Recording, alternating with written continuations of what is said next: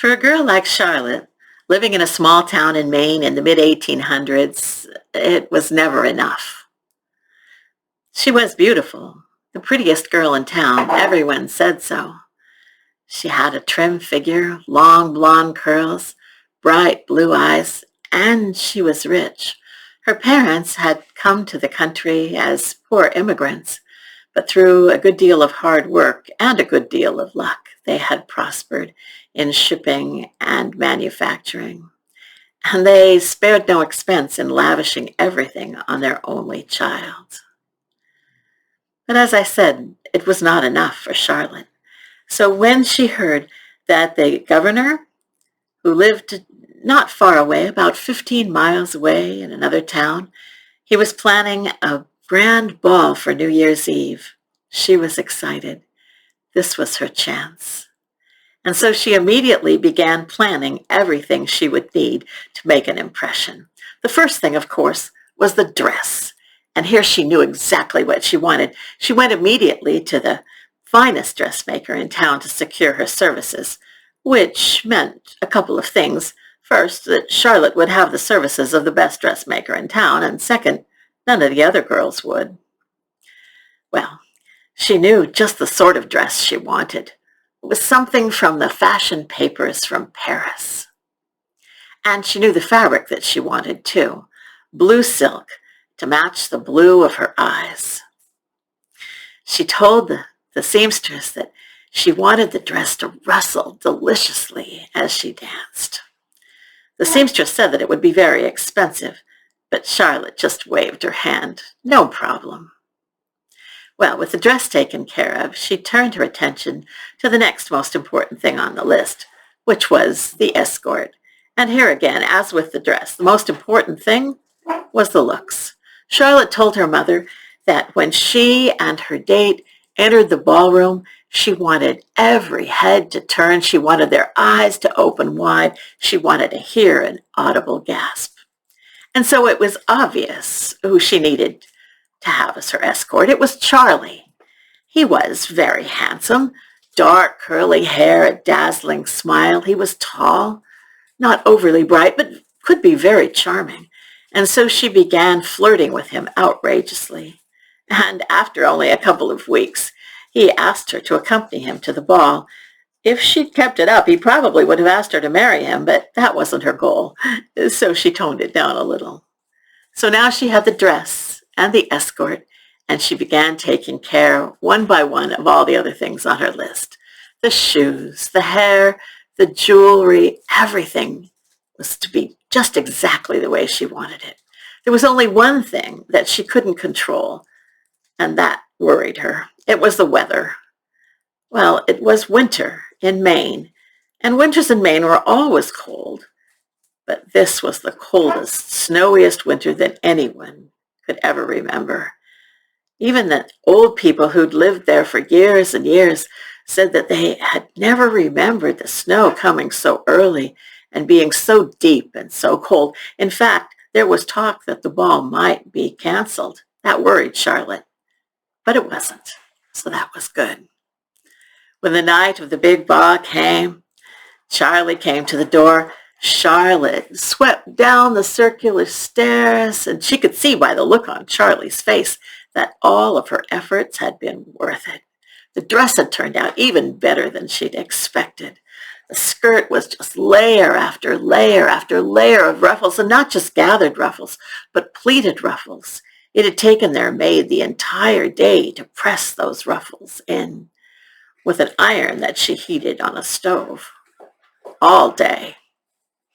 The neckline plunged daringly, and it was lined with ruffles as well. When Charlotte got to the bottom of the stairs, she took Charlie's hand and said, "Let's go." Charlotte's father said, "Take care of my little girl, young man." And Charlie said, "Of course, sir."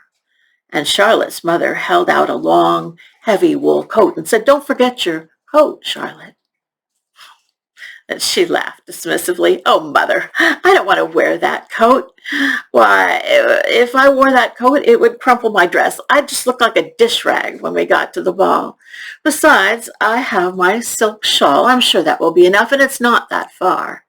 In fact, it was a good 15 miles. But before her parents could say anything else, Charlotte and Charlie swept out the door. Now, waiting for them was their method of transportation for the evening. It was not a coach.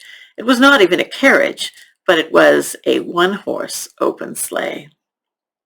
Well, Charlie helped Charlotte over to her side of the seat, and then he went over and got up on his. He gave the reins a shake, and they were off. They traveled about 5 miles, and Charlie reached behind the seat and pulled out a blanket. He said, I know you didn't want to wear a coat, but at least wrap this around you. It's very warm. I take this blanket hunting all the time. And Charlotte said, oh, no, I didn't want a coat, and I certainly won't wrap that old hunting blanket around me. But it is cold. Could we go faster? So he shook the reins again, and they went faster. But after they'd gone about another 5 miles, he reached under the seat and pulled out a lap robe. It was buffalo hide, and it still had the buffalo fur on it. Well, at least put this around you. No, that shaggy old thing? No, in any case, I think I'm feeling warmer now. Well, they traveled the rest of the way and finally came to the governor's mansion. It was a big, beautiful place, almost a palace. And there was music and light streaming out all of the windows. Charlie stopped, ran around to Charlotte's side of the sleigh and held up his hand, and he said, Charlotte, I can hardly wait to get inside. Take my hand. But she didn't move, and she didn't speak. Come on, Charlotte. It's cold out here. Take my hand. But she didn't move, and she didn't speak. Come on, Charlotte. He reached up and grasped her hand, but even through his thick gloves, he could feel that her hand was cold, very cold, and stiff. He scooped her up in his arms and ran into the ballroom. And as he entered with Charlotte in his arms, every head turned, their eyes opened wide, and there was an audible gasp. Exactly what she'd wanted, but not exactly in the way she'd wanted it. Well, they set Charlotte down and tried to revive her, but it was no use. She was dead, frozen to death. And now there was nothing for Charlie to do but to take her back to her parents' home. He put her back in the sleigh, wrapped in the hunting blanket and the buffalo robe, though now they could do her no good. When he brought the lifeless form of Charlotte into her parents' house, her mother screamed and fainted. She never did regain consciousness, and she died 2 days later. And her father, having lost his wife and his only child in the space of only a couple of days, he lost heart completely. He sold his house, he sold his business, and he went west. No one ever heard from him again.